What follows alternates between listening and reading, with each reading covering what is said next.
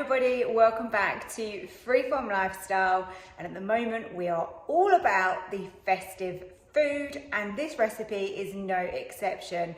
This feels very much like Christmas. Today I'm making a spiced red onion chutney, and this is going to last for at least a month in the fridge. I've sterilised a jar and I'll show you exactly how to do that. And this is going to go with so many things. I'm going to make some bakes which are going to contain it. It's perfect with cheeses and cold meats. It's a real winner. It's worth putting in a little bit of effort to make this.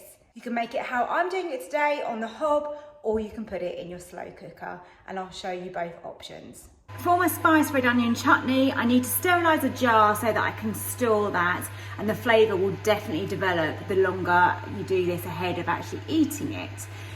What I've done is I've washed this. As you can see, there's still some liquid there. It's all clean, but don't dry it. Now I'm going to put it in the oven on 160 degrees. I'm going to turn this upside down, and I'm going to put that on a obviously a clean baking sheet. And then that's going to go in for 15 minutes, and that's going to sterilise this jar. I've got everything out here ready. Just need to prep these onions. I absolutely hate chopping onions, and I'm sure most of you do as well. But it's a necessity for this recipe. So we're just going to take our time, be patient, and get these done one at a time. Now I'm making a half-size portion today. I'll leave the recipe down for the full-size portion. It was purely just because this is how many red onions that I had. So what you want to do with these is cut them down the middle and then literally put them into thin slices like this.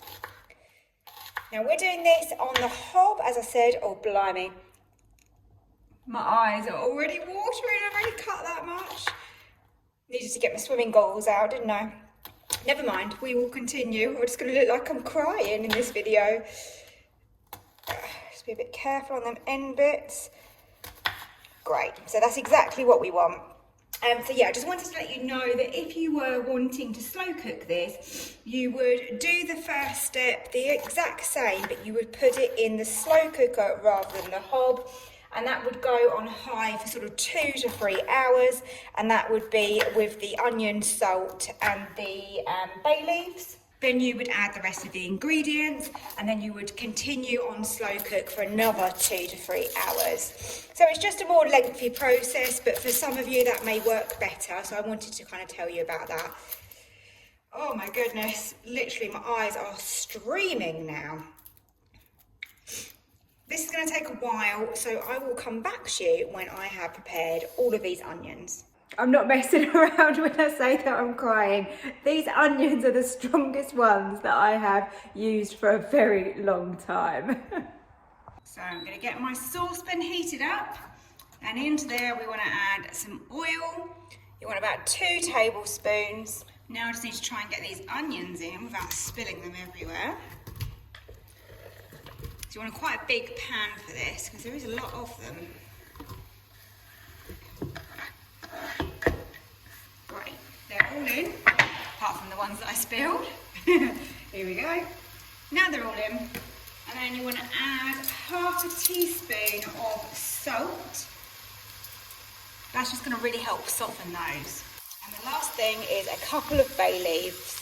Now we want this on a low to medium heat, and then we just give those a mix around, and we're going to leave these for 20 minutes. Just stir them every now and again. Obviously you don't want them to catch, but we're going to cook these slow and low. These have had just over 10 minutes, and you can see that they're starting to soften and the colour is really changing on those. So we'll just keep cooking those until they're softened enough that I can break them with a spoon. The onions have had the full 20 minutes, and look at those. They are really beautifully soft now, and the colour has really intensified. Just going to measure out my dark brown sugar in here. Now we can add that sugar into the onions. This calls for some allspice. I'm going to add in a cinnamon stick. Just going to measure out the red wine vinegar that we need to add in. Let's pour that that into the onions. And then the last thing is some balsamic vinegar. And again, I'm just going to measure that to make sure we get the right quantity. The nice thing about this recipe is really these are my store cupboard ingredients. Might not be for everybody, but I had all of these things to hand, which is great when you're making a recipe like this. Let's stir that in. Wow, the smell coming from this now is absolutely stunning. So we've got the cinnamon stick right in there, so that's going to add so much flavour. The other things that I think are optional that you could add into this, these are things that I didn't have in my store cupboard, so I didn't want to go and buy them, to be honest, is a Star Anise, and you could also add some cloves, but we're not big fans of cloves in this house, so I'm leaving those out, but if you like them, then definitely add those in. So now what we need to do is cook that very, very low and slow, and this needs to bubble away. When I say bubble, we want the heat to be very much reduced, so it's literally going to be like the smallest amount of bubbles that are going to be created, and we want sort of 35 to 45 minutes on this. You're going to need to stir it occasionally, and we want it to become dark, sticky, and really reduced. So I'll be back when I've done that. It's definitely getting darker, stickier, and it really is starting to reduce. I think probably another 10 minutes on this, and then that should be ready. So we've got it to this stage where it's nice and thick. If you put your spoon across, it leaves a trail. So there's not too much liquid there. I hope that makes sense. So yeah, as you can see there, I can move that across and it doesn't just literally fill in with liquid. That is nice and thick and sticky, and I can't really explain to you enough how good that smells. Now all I've got to do is remove the bay leaves and the cinnamon stick and get that in my jar, and then I'll seal that in the jar and let that cool before we'll put that in the fridge. So this is my sterilised jar, and I've just put a label on it, spiced red onion chutney, so we know what it is. And now I'm just going to try and get this in without spilling it all. This is not going to be so easy. Just do a little bit at a time. This is going to easily fill up this jar. Could have done with an extra jar, I think.